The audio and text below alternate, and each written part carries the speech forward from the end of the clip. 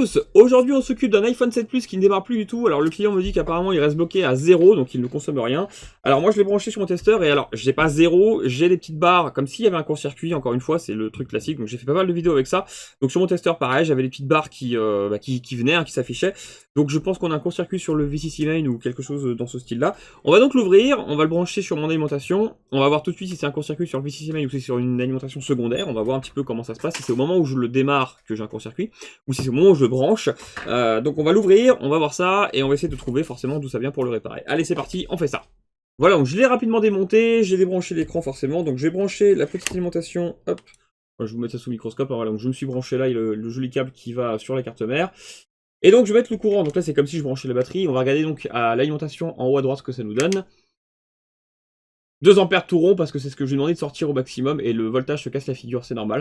Donc là on a bien quelque chose qui va pas, je vais donc démonter la carte mère complètement, on va voir s'il a pris l'eau, s'il est tombé, j'ai l'impression que quelqu'un a déjà touché parce que là ça a été frotté un petit peu ici, là on voit bien que ça a été voilà, nettoyé ou frotté, je sais pas, il y a eu quelque chose qui a frotté là.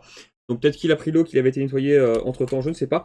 Je vais donc tout démonter, on va pas s'embêter, on va le mettre sous la caméra thermique et on va voir si on a un composant qui chauffe plus qu'il ne devrait, on va dire, et je pourrais du coup intervenir. Allez on fait ça, je démonte la carte mère. Voilà, j'ai démonté toute la carte, et effectivement, elle a déjà dû être regardée, parce qu'on voit que le scotch, il a déjà été enlevé, hein. Là, c'est complètement froissé en dessous, ici, là, tout ça, là.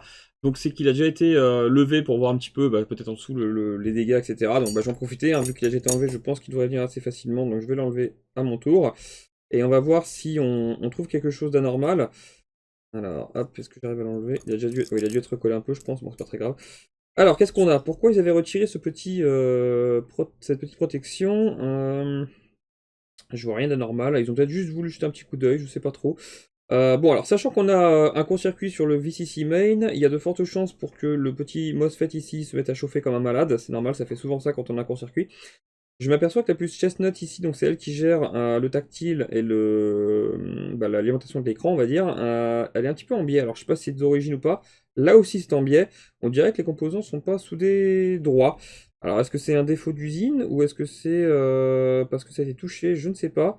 Mais c'est très étrange, généralement ils sont quand même... Bon, ça peut arriver que ce soit pas forcément très droit, mais là quand même ils sont vraiment décalés. Donc on va regarder quand même sous la caméra thermique, et puis on va voir un petit peu ce qu'on peut découvrir. Mais en tout cas, ça me plaît pas trop, c'est assez bizarre. Bon, on voit ça, et on va essayer de découvrir ce qui se passe. Voilà, donc on est sous la caméra thermique, j'ai branché la carte mère, je vais donc là tout de suite mettre du courant, donc comme si je branchais la batterie, encore une fois. Alors, on a une très grosse chauffe en bas à gauche, donc là c'est le fameux transistor MOSFET dont je parlais tout à l'heure qui doit réagir, mais le problème c'est qu'il chauffe tellement fort que ça ne m'indique pas trop où ça chauffe ailleurs. Bon, je réessaye. Ouais, on a rien, on a vraiment un gros pic de chaleur ici, mais c'est tout. Alors ce que je vais faire, c'est que là, je vais devoir injecter du courant moi-même sur le VCC Main, parce que là, en fait, c'est le MOSFET ainsi que la puce Tigris qui vont gérer ça, et du coup, ils vont consommer beaucoup, forcément, d'ampères par rapport à ce que je leur demande, et ils vont pas injecter forcément ce qu'il faut dans le VCC Main pour que ça fasse réagir. Alors, je vais injecter moi-même du voltage, hop, sur le VCC Main. Alors, j'ai un petit condensateur ici, là où je mets ma petite probe près de la puce Wi-Fi, et donc je vais injecter du courant là tout de suite. Alors ça chauffe, pas de problème, mais ça m'indique pas beaucoup plus. Alors si, j'ai l'impression que ça chauffe sous le shield de la PMU, on dirait bien. Mais c'est vraiment pas facile à voir. Je vais me mettre mieux. Ouais, si, j'ai quand même l'impression que ça chauffe sous le shield. Alors je vais retirer le petit shield qui est du coup au niveau de la PMU. Je vais juste prendre un petit cutter pour l'enlever proprement. Ça peut arriver de temps en temps qu'on n'arrive pas à trouver un court-circuit si facilement que ça. Alors on va retirer la petite protection aussi de ce côté-là qui, elle, n'avait pas été enlevée par les personnes qui ont touché avant. Donc on va voir un petit peu, on va essayer de découvrir d'où ça vient. Alors j'ai un bout qui s'est enlevé mais pas l'autre. On va tout enlever. Voilà, parfait. Donc là on a un beau visu. Je vais recommencer à jeter un petit coup d'œil du coup. Tout régler. Voilà. Donc je remets du courant. Et je crois que j'ai trouvé... Ouais, c'est au niveau de la baseband PMU, donc l'alimentation qui gère le modem. Je sais pas si c'est un condensateur ou à côté. Je vais injecter moi-même du courant pour qu'on puisse vraiment le faire réagir, mais je crois que c'est un petit condensateur. Pas tous effets sûrs, on va dire. Alors, hop, est-ce que tu laisses là bien? Toc. Ouais, on a un petit composant qui réagit vraiment au niveau de la baseband PMU. Donc juste ici, là, je vais vous l'entourer. Voilà, ici, là, pareil, si vous regardez bien par là, ça devrait s'allumer un petit peu. Voilà, c'est pas facile parce qu'il y a mes mains en fait qui vont dérégler un peu la caméra thermique, mais on voit que ça réagit. Je vais donc mettre de l'alcool et faire pareil sous le microscope pour vraiment être sûr de trouver le bon composant et on pourra agir. Alors on fait ça. Voilà, donc, hop, la petite carte mère. Alors, je pense avoir vu quelque chose qui chauffait par ici. Donc, je pense que c'est ce petit condensateur-là. Il n'a pas l'air abîmé là à l'œil, mais ça peut quand même être ça. Alors, on va mettre de l'alcool, tout simplement, et on va voir si effectivement il réagit ou si c'est autre chose et que je fais fausse route. Donc, je mets bien sûr le petit composant en question. Alors, ça a l'air d'être lui quand même. Pas facile de le voir et d'en être sûr, mais on dirait bien que c'est lui. Mais c'est pas facile. Là, j'avoue qu'il réagit pas très fort comme j'en ai eu parfois.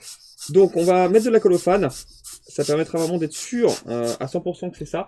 Si ça chauffe pas, on va dire, si ça fond pas pile à cet endroit-là, c'est que c'est pas ici, c'est que c'est de l'autre côté de la carte mère. Faut se méfier des fois, faut pas se faire avoir. Donc là, avant de toucher à quoi que ce soit, j'essaie vraiment d'être sûr à 100% de trouver le composant. Si j'ai un doute, eh bien, je retirerai le shield de l'autre côté pour vraiment m'assurer que c'est ça ou non. Alors, c'est parti, de la colophane. Voilà, ça fait une petite fumée blanche assez fine, une petite couche en fait de colophane sur les composants. L'avantage c'est que là ça bouge pas. Donc faut faire attention de pas trop respirer ça parce que c'est très nocif. Alors hop, je mets un peu de tempérage en plus pour être sûr de faire réagir. Je mets bien dessous là où je soupçonne que ce soit le souci. Et j'injecte. Là mon avis me dit que je suis bien en court-circuit sur la ligne, donc j'injecte bien du courant, mais honnêtement, le composant en question a du mal à réagir je trouve, ou alors vraiment très faiblement. Ça me paraît... on dirait que ça bouge un peu, mais vraiment c'est pas facile. C'est extrêmement rare qu'on soit bloqué comme ça. Je vais vérifier sous le schéma pour être sûr que ici j'ai bien du VDD-main déjà. Alors oui, on a bien du VDD-main sur ce composant-là. Donc il est possible quand même que ce soit bien ce petit condensateur qui soit impacté. Et de l'autre côté, de toute façon, j'ai rien qui pourrait chauffer qui serait lié à ça. Donc techniquement, ce serait bien lui. Bon, je vais une dernière fois injecter du courant le plus fort possible. Et puis je vais voir si ça bouge. Sinon, je le retirerai, tant pis. Vaut mieux ça que de retirer un shield pour rien. Et on va voir un petit peu si ça réagit. Voilà, donc j'ai réglé mon alimentation. J'ai vraiment monté très fort l'ampérage et très fort le voltage, du moins au maximum possible. Donc là, je suis à 3,2 A et 4 volts. J'injecte. Je suis en court-circuit, bien sûr. Et le condensateur a vraiment du mal à réagir. La colophane ne fond pas. Donc clairement, c'est pas facile de savoir si c'est lui. J'ai l'impression que ça bouge un tout petit peu, mais vraiment, ça prend son temps. Je dirais que ça fond un petit peu. Bon, écoutez, je vais l'enlever. Je crois que ça fond, mais vraiment très lentement, parce qu'il ne doit pas chauffer suffisamment pour le faire réagir assez fort. C'est plutôt rare, mais ça peut arriver. Bon, je vais retirer le condensateur pour être sûr, et on va voir ce que ça nous raconte. Sinon, je continuerai. Allez, on fait ça.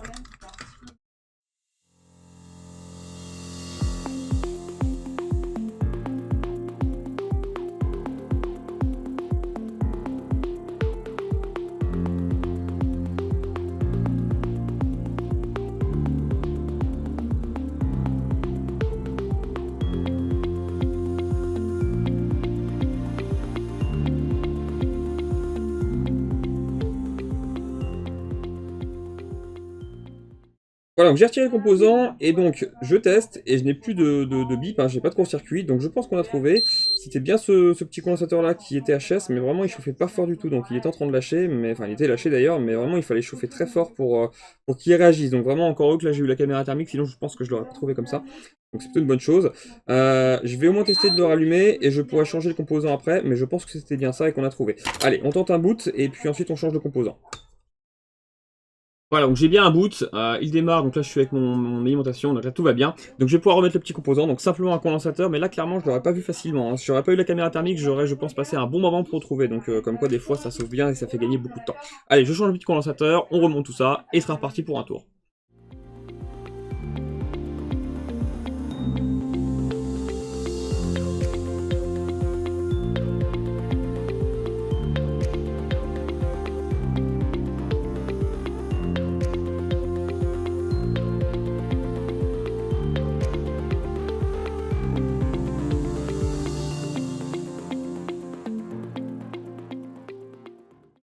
Voilà, c'est tout bon, donc je l'ai remonté, je l'ai mis en charge, voilà, donc on a un bel écran, il fonctionne, donc là j'ai mis ça parce qu'il y a des photos personnelles du client. J'ai bien l'email, j'ai tout qui fonctionne, donc c'est parfait, c'était vraiment un petit condensateur qui a dit stop, hein, tout simplement. Bon, j'ai fait attention quand même de pas trop chauffer, comme on était juste en dessous, enfin de l'autre côté il y avait le modem, donc il vaut mieux éviter sur ces modèles de trop chauffer et trop longtemps, sinon on peut avoir des soucis de soudure dessus au niveau du modem, encore une fois, et du coup se retrouver sans email, sans quoi que ce soit, et donc quand on met une carte SIM, on n'a plus de réseau. Mais là c'est tout bon, tout fonctionne, donc c'est parfait pour celui-ci, je vais pouvoir le remonter et passer à la suite, parce que c'est un carton d'un professionnel, donc j'ai pas mal de choses à faire en même temps, j'ai un Mac, donc je vais voir si je vais faire une vidéo aussi pour celui-ci, on verra. Allez, à la prochaine! Si vous souhaitez faire réparer votre matériel, n'hésitez pas à cliquer sur un des liens en dessous de chaque vidéo YouTube. Vous avez notre site internet afin de cliquer sur le lien réparation et de remplir le formulaire pour envoyer votre appareil. Vous avez aussi tous les tarifs qui sont accessibles sur notre site.